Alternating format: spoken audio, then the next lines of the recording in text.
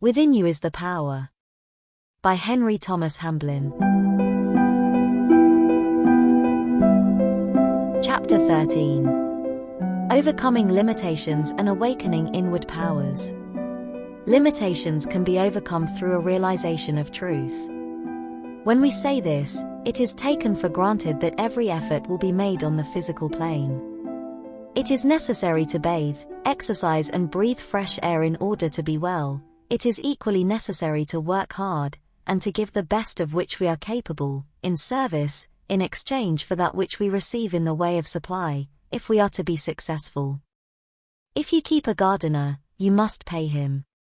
The money that you pay him is part of what you have earned by the sweat of your brain.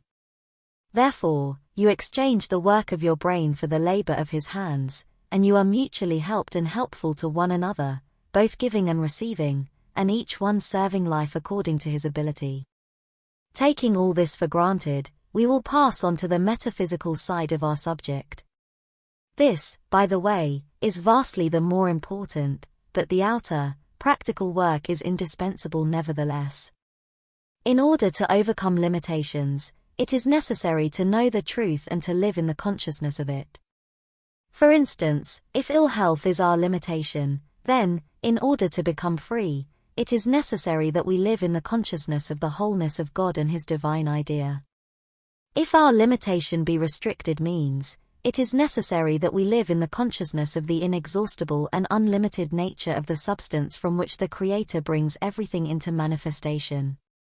If our limitation is disharmony and unhappiness, then we must become attuned to the divine harmony in such a way and to such an extent as to cause it to be reflected into the outward life. No matter what our limitation may be, we can find liberation and deliverance by looking to our divine source, realizing that in the perfect reality all our wants are supplied, and then living in the consciousness of this truth. Ill health is, apart from physical causes, an outward sign of an inward warfare or disharmony, caused by wrong thoughts, emotions, beliefs, and attitude of mind and soul towards life and God. In other words, the life is lived in an error consciousness of disease and sickness. First, the inward life has to be adjusted in such a way as to harmonize with the laws of our own being and the divine purpose of life. There must be an inward surrender to the love principle, after which the thoughts must be brought under control so that health-destroying emotions may no longer impair the health. Further, the whole consciousness must, as often as possible, be raised to a realization of the perfect wholeness which is the reality. If this course is persevered with, a consciousness of health and wholeness becomes a permanent mental state, with the result that health becomes manifested in the life.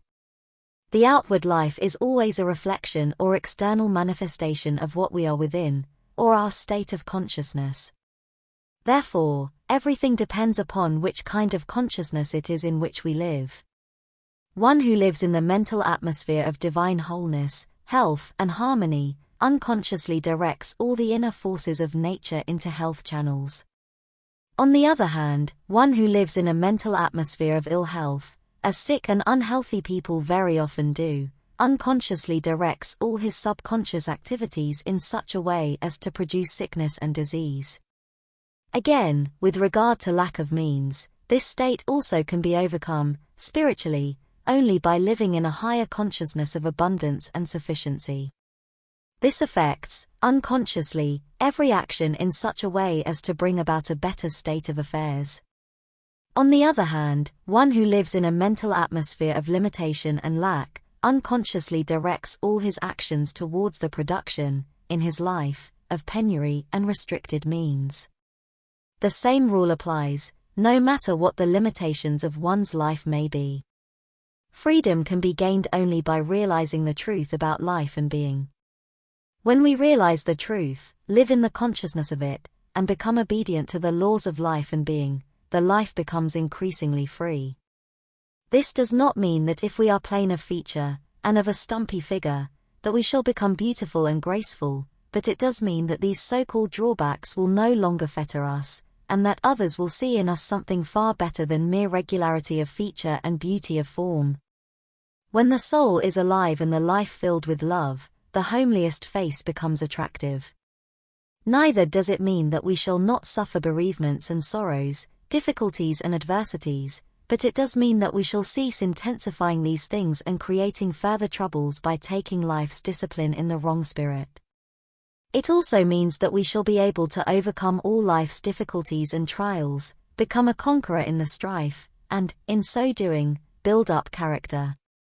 Thus, the storms of life, instead of destroying us, can succeed only in making us stronger. Thus, our fate depends not on the storms of life, but upon how we meet them. If we give in to them, or, thinking that they are evil and not a necessary discipline, rebel against them and resist them, then we become shipwrecked on a desolate shore. If, however, we are armed with the knowledge of truth, we can set our sails in such a way as to compel the storms of life actually to help us towards the desired haven. The first step in the direction of knowledge of the truth is right thinking. Every negative thought must be transmuted into its positive opposite, endnote 12, for instance, hate and dislike into love and goodwill, fear into confident trust, poverty into abundance, evil into absolute good, and so on.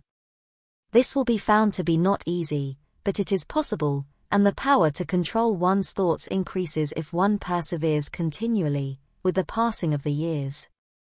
A beginner cannot, naturally, expect to be able to exercise the same control as one who has been perseveringly seeking self-mastery for years, but he can make substantial progress and learn from day to day. The result of thinking in this way is surprising. The reversal of thought may appear at first to be simplicity itself, and to lead nowhere in particular, but after a time the vastness of the subject becomes almost appalling. The cultivation and practice of right thinking gradually lead to a knowledge of the truth. Not an intellectual knowledge of truth, but a realization, by the soul, of the truth. This is the knowing of the truth which sets men free. We can then look through all the ages and know that all is well. The heavy burden which has oppressed us so long, rolls from our shoulders, and we become free. Arousing inward powers.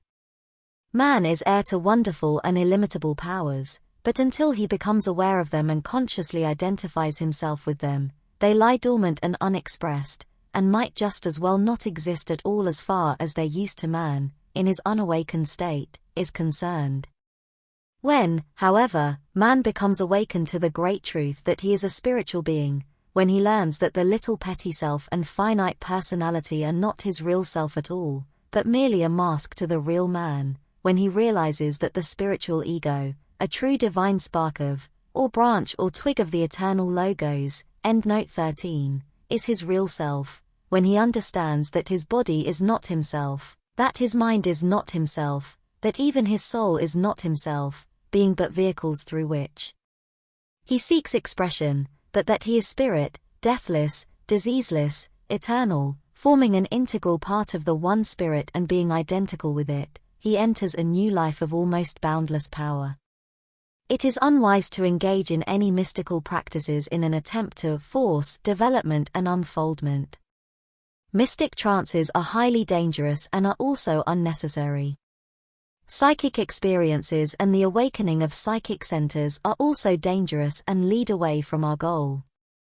Breathing exercises, whose object is to awaken inward powers, are highly dangerous and are to be condemned in consequence. The cultivation of negative passivity such as inhibiting all thought and making oneself quite passive and open to any influence, is also highly dangerous and should be strictly avoided. In place of all these unwise practices, a short time should be set aside each night and also morning, if possible, for getting into touch with reality. You should then endeavor to realize that the body, mind, and soul are but vehicles of expression, mere servants of the true self or ego. This will bring about in time a consciousness of identity with the one eternal Spirit. What Jesus called our Father in heaven. One might proceed after this fashion. My body is not myself, but is merely something that enables me to live this material life and gain experience. My mind is not myself, but merely an instrument which I use and which obeys my will. My soul is not myself, but merely a garment of my spirit. My will is not myself, but is something of which I, the true self, make use. And so on. By this means you gradually approach the great truth which cannot be put into words and which can only become yours through realization or inward spiritual understanding. In addition, one can use a positive statement of truth, reverently, but with full confidence, such as, I am a branch in the true vine. In course of time, you will become possessed of a feeling of tremendous and unlimited power and security. This is a great responsibility, for this power must be used only in service and not for selfish purposes. If it is used for the acquisition of wealth and the gaining of temporal power, great disaster will be the inevitable result. Yet, if used aright, it is bound to have a great, though unconscious, influence for good on the life, and for this you are not responsible. Constantly endeavor to serve and bless others, then, because you do not seek them, crowds of blessings will come into your life unbidden, great happiness being one of the chief. Having found the kingdom of heaven, it will be your experience that all needed good will be added unto you. This power may also be used to strengthen character, to overcome in the conflicts of the soul, and to build up the spiritual body which will be our vehicle of expression in higher realms. Endnote 12. See also, The Power of Thought and The Way of Escape, by the same author and publisher. 13. I am the vine, ye are the branches. Jesus. The end.